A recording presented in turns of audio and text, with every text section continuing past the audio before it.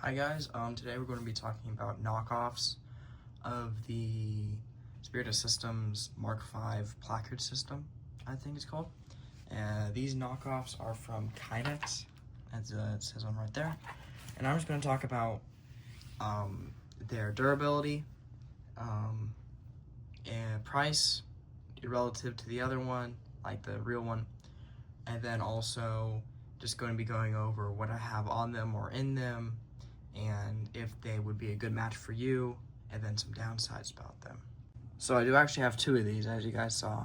This one I got around Christmas time, and I used it for around like 2 months, so this one's relatively very new. This one I got around February, and I've been using it since. They're both by the same company, they're just in different colors, just so this one matched my tan setup, this one matches my new multicam setup. So just different like that. So I'm going to be going over durability first. This one does not have that much use on it, so kind of rules this one out of durability. But as you see, it has been shot by BBs and it passed that test perfectly fine. This one, actually yesterday I went prone in it and stuff, and it is pretty good for going in prone. As you can see, I think I did it 3-4 times in the rocks, and nothing really happened to it, and it's still there, and nothing happened to my mags. So durability, it's pretty good. I would say probably not as good as the Spiritus ones, just because they probably have better quality control and stitching, but these ones are definitely good for the price. Speaking of price, these were around $30 to $40, so I don't really remember the variation. I might put them up right now on the screen, but yeah, it's $20 to $40, I forgot. I'll just put up the link right now, or the photo. So they are a good price relative to the other one. So the other one is $60. So my plan was to actually get the real one from Spiritus and the real inserts, so you could have 5.56 or 9mm mags, but that one cost $60, which is, $20 more, but it was also $40 in shipping. So I didn't really think, it was like $110 total. So 40 compared to 110, I just got this one because I could probably buy 2 of these if anything goes wrong, and I can spend that money elsewhere. So overall, these ones are probably better for the price, better for the airsoft market. I'm going to be talking about what I have on and in them. So on this one, I had a little bootleg setup because this actually comes with these little pull tabs on there, but no inserts. So, and this one this came with my plate carrier, and I have a bunch of random Velcro stuff in here, and that. And on the left one, it's very, janky. And then also I have this adjustable thing, because I think I was running my radio in here.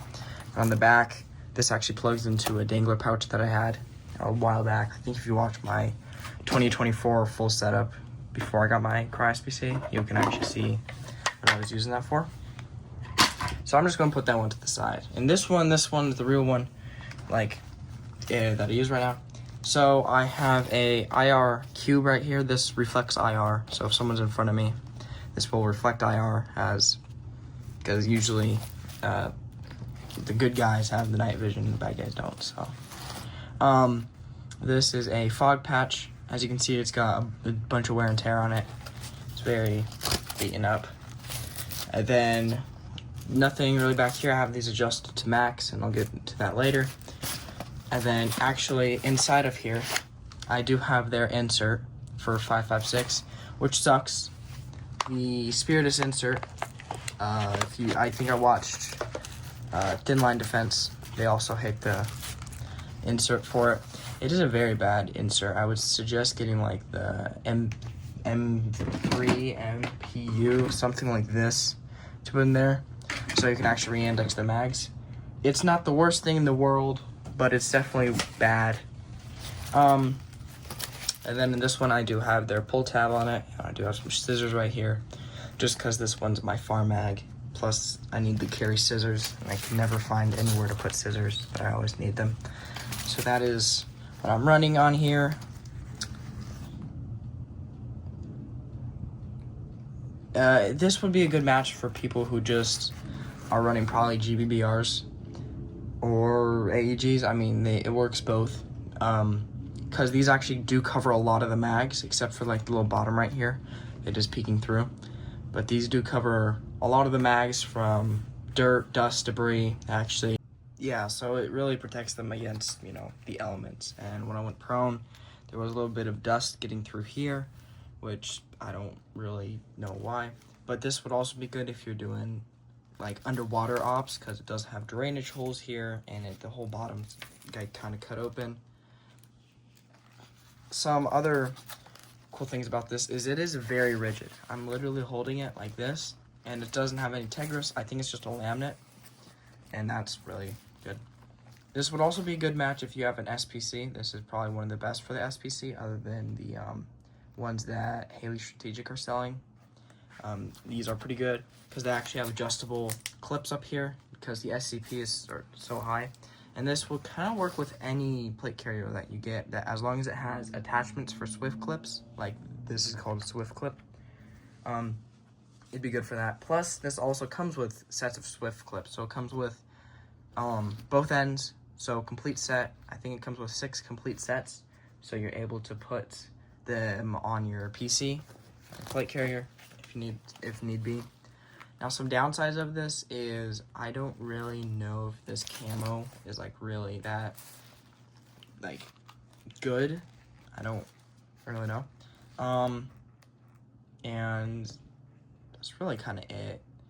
It's also just kind of more for admin purposes. This is like an admin kind of thing. But also some good upsides are that this whole front area is molly, so you'll see a lot of people putting Blue Force gear pouches on here, like this is a Blue Force gear pouch, and you can see how it's slick, and you can kind of put anything in it. I have a tourniquet in here, and you'll see a lot of people actually putting these pouches on top of here, just so they can have nothing in them, and then as need be, if they need to scale up for the operation, they could add tourniquets, extra mags. So if you were to add that, it would get rid of this Velcro here, but it would add scalability for pouches and stuff. So say if you got 3 Blue Force gear pouches here, 3 of those, they actually come in a set.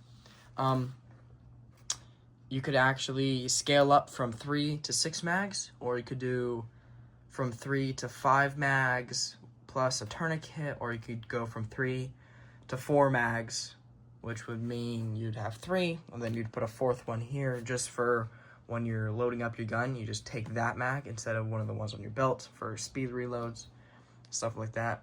That's practically what I'm using this for, is just for when I'm loading up for a game. I'll just use that pouch because it's out of the way. And then usually you'll see tourniquets on here or range finders while they're using, you know, Blue Force gear pouches. So that is an idea.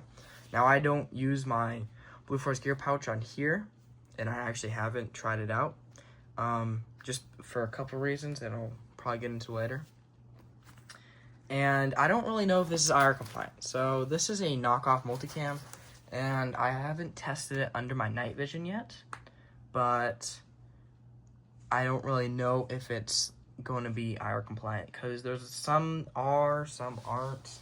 Not from Kydex. I don't know if Kydex is IR compliant with their materials.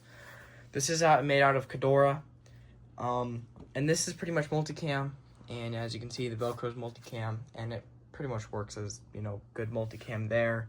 It's not that reflective. It's made out of Kedora, which means when you rough it up or rub it against stuff, it won't get, you know, tear and stuff. There is a little bit of fabric over here, but I think that's just from the end of a stitching seam. But I will show you why I have this stuff adjusted for this purpose.